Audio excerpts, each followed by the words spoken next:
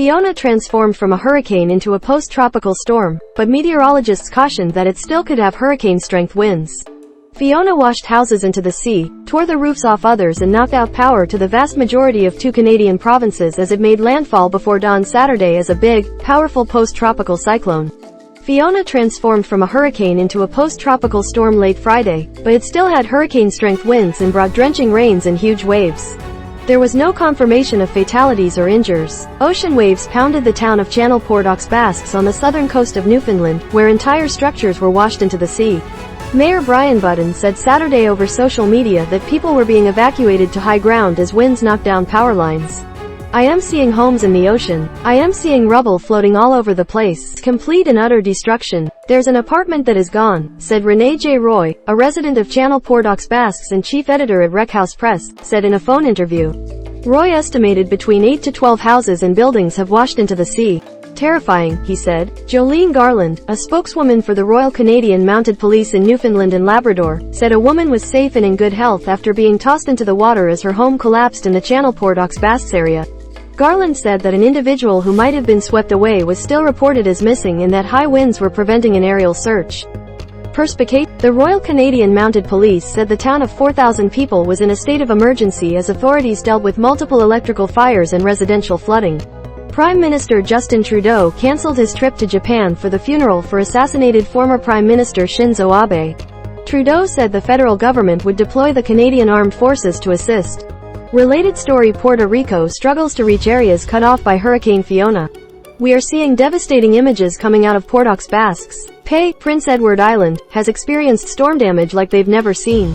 Cape Breton is being hit hard, too," Trudeau said. "Canadians are thinking of all those affected by Hurricane Fiona, which is having devastating effects in the Atlantic provinces and eastern Quebec, particularly in the Magdalen Islands. There are people who see their houses destroyed, people who are very worried. We will be there for you." Halifax Mayor Mike Savage said the roof of an apartment building collapsed and they moved 100 people to an evacuation center. He said no one was seriously hurt or killed. Provincial officials said there are other apartment buildings that are also significantly damaged. Halifax has about 160 people displaced from 2 apartments, officials said. More than 415,000 Nova Scotia Power customers, about 80% of the province of almost 1 million, were affected by outages Saturday morning. Over 82,000 customers in the province of Prince Edward Island, about 95%, were also without power, while NB Power in New Brunswick reported 44,329 were without electricity. The Canadian Hurricane Centre tweeted early Saturday that Fiona had the lowest pressure ever recorded for a storm making landfall in Canada. Forecasters had warned it could be one of the most powerful storms to hit the country. Perspicacious. He said more resilient infrastructure is needed to be able to withstand extreme weather events, saying a 1-in-a-100-year storm might start to hit every few years because of climate change. "Things are only getting worse," Trudeau said. A state of local emergency was also declared by the mayor and council of the Cape Breton Regional Municipality.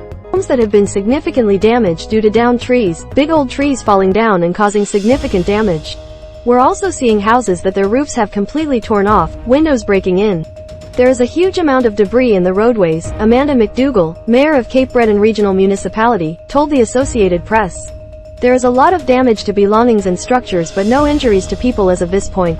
Again, we're still in the midst of this," she said. "I am just sitting here in my living room and it feels like the patio doors are going to break in with those big gusts."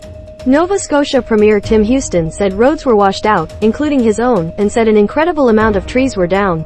"It is pretty devastating." Perspicacious. "The sad reality is the people who need information are unable to hear it. Their phones are not working, they don't have power or access to the internet," Houston said. Gregg, president and CEO of Nova Scotia Power, said unprecedented peak winds caused severe damage. "In many areas, weather conditions are still too dangerous for our crews to get up in our bucket trucks," Gregg said. He said about 380,000 customers remain without power as of Saturday afternoon. Prince Edward Island Premier Dennis King said they had no reports of any significant injuries or deaths. But he said few communities were spared damage, with the devastation looking to be beyond anything they had seen previously in the province. 95% of islanders remained without power. Federal Minister of Emergency Preparedness Bill Blair said there was very extensive damage at the airport in Sydney, Nova Scotia. He said other airports also were hit, but that damage at the Halifax facility, Nova Scotia's largest airport, was minor. Fiona had weakened to tropical storm strength late Saturday afternoon as it moved across the Gulf of St. Lawrence.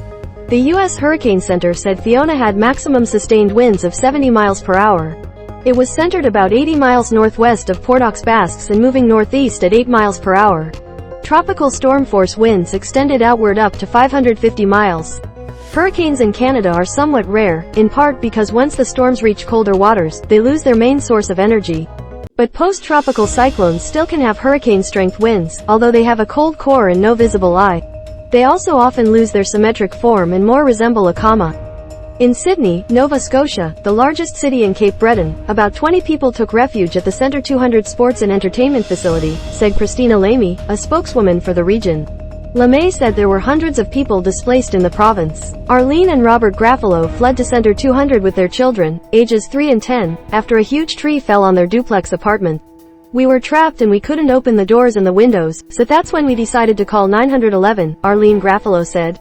She said firefighters eventually rescued them. Fiona so far has been blamed for at least 5 deaths, 2 in Puerto Rico, 2 in the Dominican Republic and 1 in the French island of Guadeloupe. In the Caribbean, tropical storm Ian was predicted to rapidly strengthen and hit Cuba early Tuesday as a hurricane and then hit southern Florida on Wednesday or Thursday, the U.S. National Hurricane Center said. Ian was centered about 255 miles south of Kingston, Jamaica, late Saturday afternoon. It had maximum sustained winds of 45 miles per hour and was moving west at 16 miles per hour. Hurricane watch was issued for the Cayman Islands.